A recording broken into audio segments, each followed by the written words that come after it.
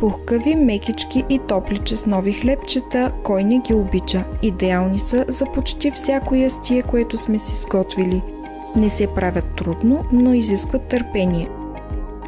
Най-напред започнете с приготвянето на тестото, като първо сложите млякото, след това маята, меда, малко брашно и започвате да бъркате. Когато видите да се образуват едно след друго множество балончета в сместа, продължете да добавяте останалото брашно, като това колко ще поеме тестото ще прецените по време на месене.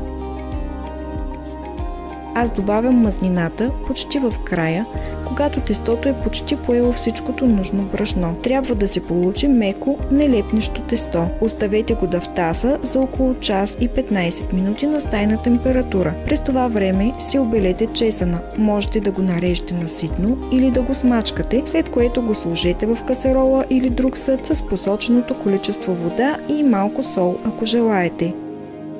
Варете на слаб огън, докато водата изври. Когато тестото е удвоило обема си, можете да го премесите отново с малко брашно или мазнина. Оформете малки топчици и ги поставете в намазнена тава. Оставяйте по малко разстояние между тях, за да имат място да втасат отново. Покрийте тавата и ги оставете да втасват. След като са изпълнили тавата, сложете отгоре парченца кокосово масло и разпределете чесъна. Сложете ги да се пекат в предварително загрята на 180 градуса фурна. Печете около 25-30 минути, докато придобият приятен загар отгоре и отдолу. Остава само да им се насладите, докато са топли. Ако желаете, абонирайте се за канала и бъдете здрави!